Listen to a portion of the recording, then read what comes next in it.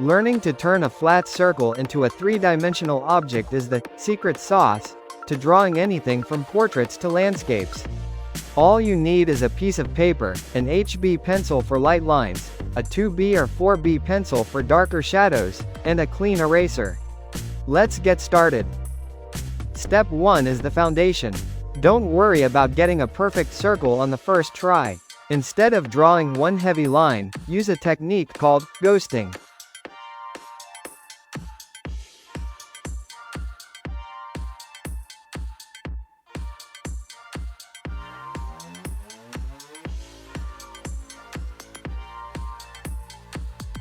Lock your wrist and move your entire arm from the shoulder in a circular motion just above the paper. Once you feel the rhythm, let the pencil touch down lightly.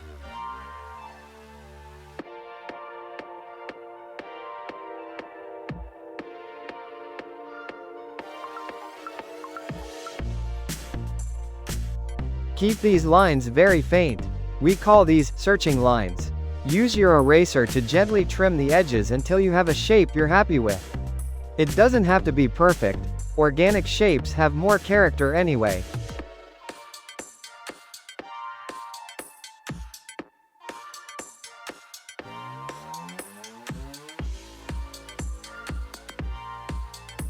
Now, before we shade, we must decide where the light is coming from.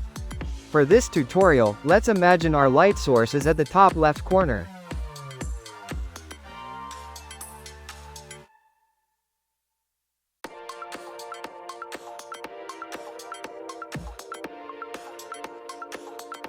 I like to draw a tiny arrow or a small sun icon in the corner to remind me.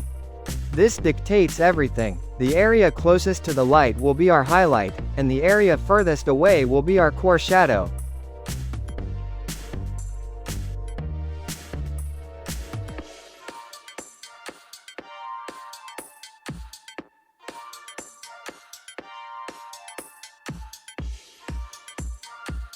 Lightly mark a small oval where the light hits most directly. We will leave this area almost pure white to give the ball its shine.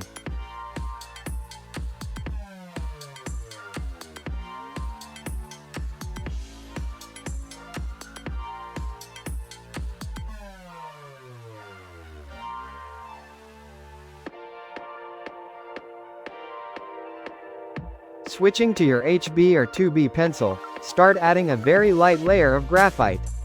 The key here is the direction of your strokes.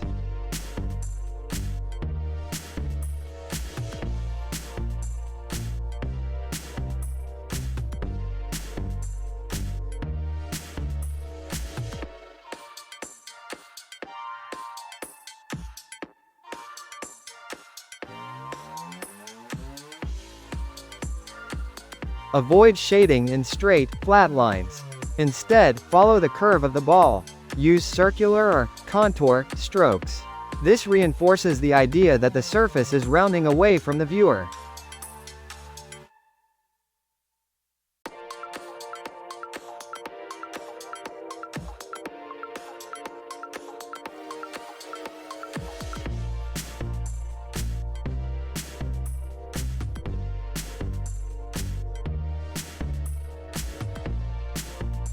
Cover the entire ball except for that highlight spot we marked earlier.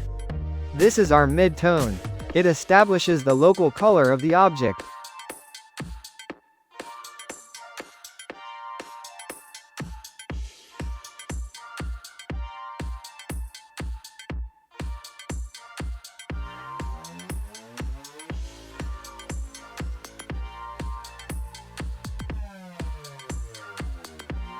Now, let's bring in the drama. Take your 4B pencil. Opposite the light source, we're going to darken the edge. This is the core shadow.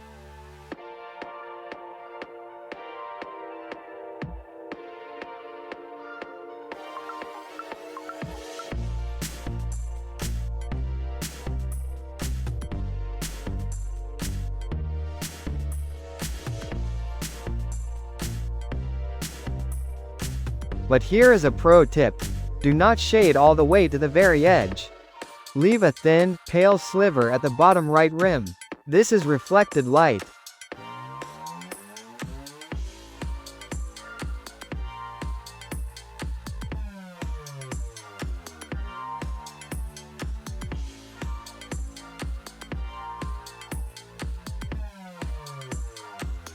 Reflected light happens because light bounces off the table and hits the underside of the ball.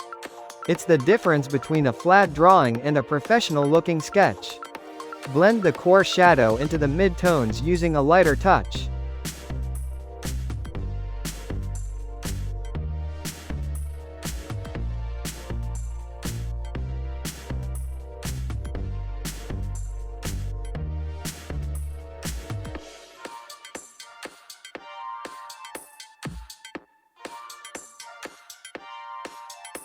A ball isn't real until it's sitting on a surface. Let's draw the cast shadow on the ground. This should start right where the ball touches the table.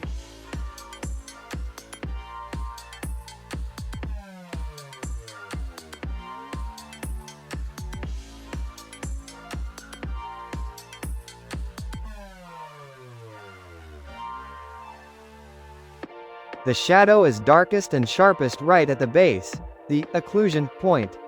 As it moves away from the ball, make the shadow slightly lighter and the edges softer.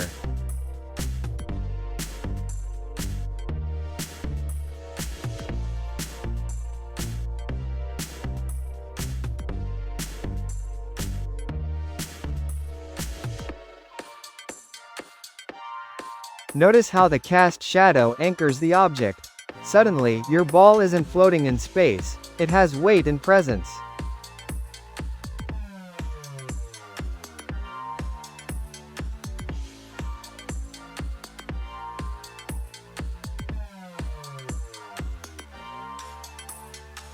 Take a look at your work.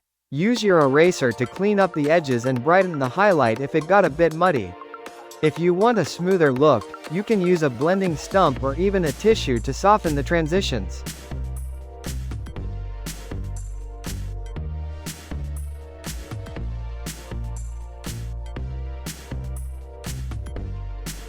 And there you have it, a realistic, three-dimensional sphere. Remember, the same rules of light, mid-tone, and reflected light apply to everything you draw. Keep practicing, stay patient, and I'll see you in the next lesson.